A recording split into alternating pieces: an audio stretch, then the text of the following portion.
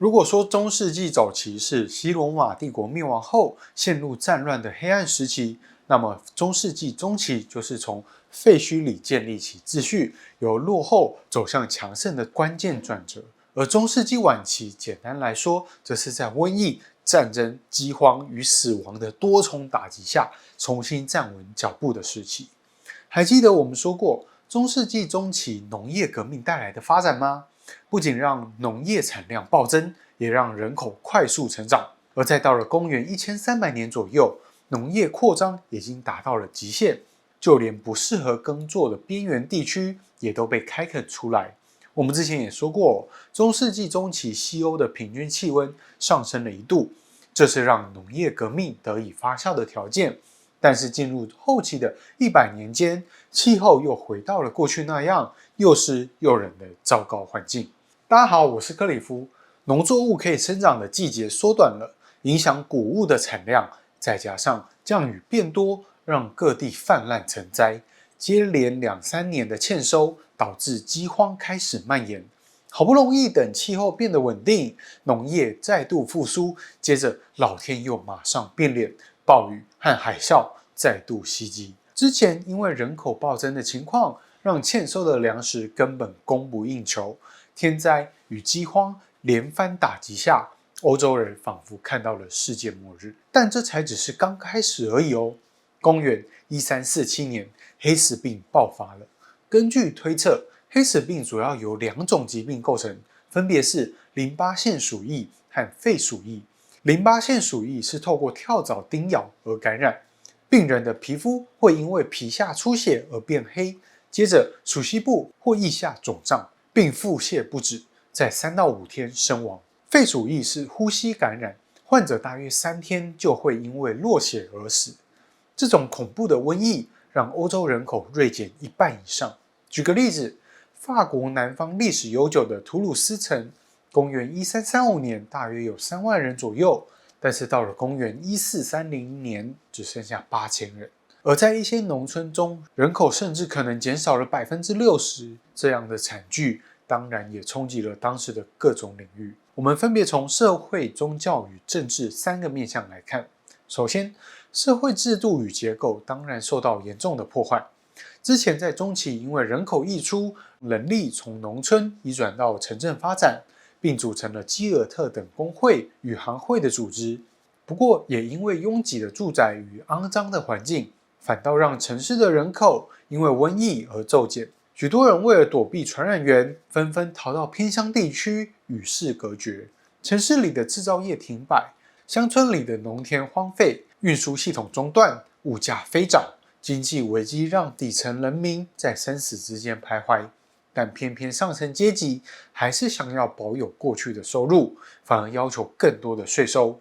因此可想而知，社会上爆发了一场又一场的动乱与革命。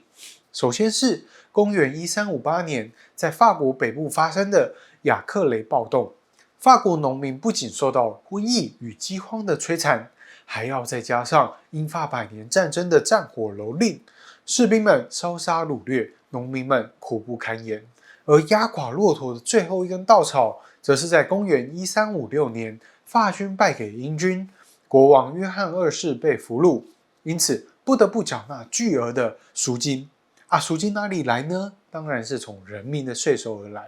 于是农民无法再忍了，他们趁着国王被软禁在英国，以及贵族们勾心斗角的时候，爆发动乱，焚毁城堡，杀害领主。不过这场动乱在贵族们联合起来屠杀起事者后，便被镇压下去。别以为只有法国发生农民暴动，英国同样也有。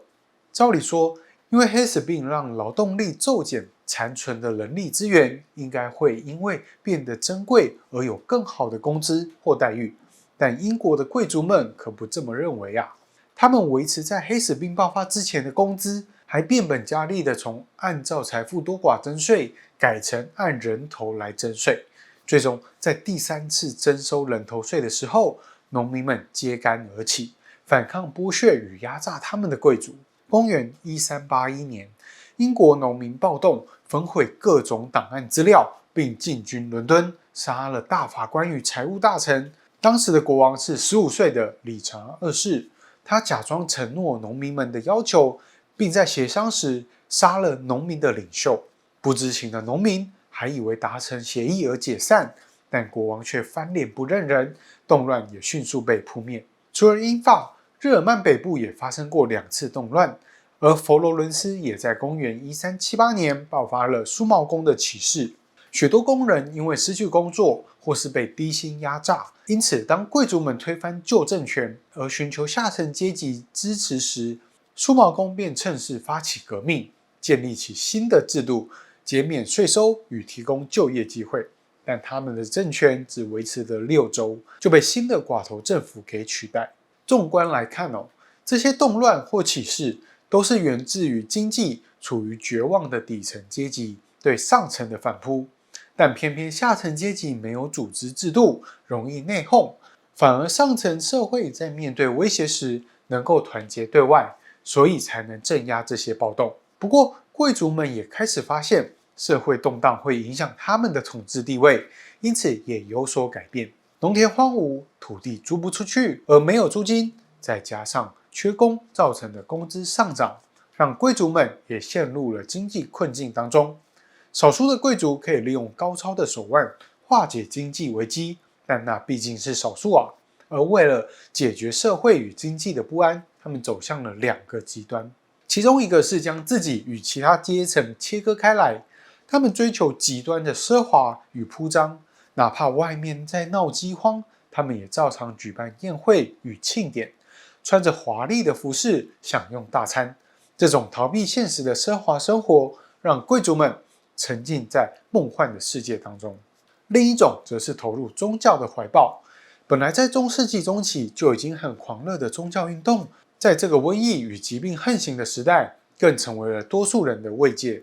教士们鼓励大家去沉思基督所受过的苦难，耶稣与圣母的形象也从以前面带笑容的模样，转变成悲伤的表情。而壁画与书稿中描绘的也是圣母揽着死去的耶稣哀悼等等偏向悲观的作品。而既然聊到了宗教，我们就接着来谈谈宗教的面向。上一集我们说过，教皇的权威因为十字军东征的失败走向下坡。接下来的发展我们可以简单分成3个时期：公元1305到1378年教皇巴比伦之囚，公元1378到1417年大分裂时期，公元1417到1517年意大利区域性教廷期。因为战乱与疾病，教皇的安全没有什么保障，加上他的权势也斗不过各国君王，因此投靠对方反而能享有其他的好处，像是远离动乱的意大利，来到法国南部偏安的亚威农，并透过君王的支持向欧洲各地的教士进行税收的管理。这些都是让教皇能够建立更好的教廷体系。不过相对的法国国王提出的主教候选人，教皇也都得一一任命。到最后，就连教皇与枢机主教全都是法国人。在这段时期，教廷几乎听命于法国。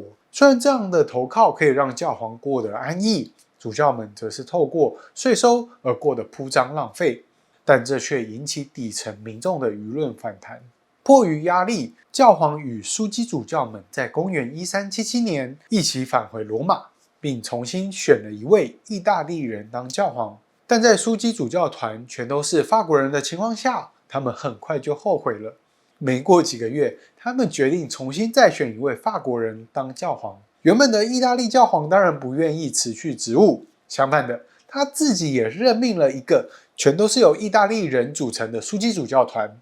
法国教皇与枢机主教团返回亚威农，从此之后，教廷分裂成2个，双方互相骂来骂去，信徒们也不知道该听从哪一边的。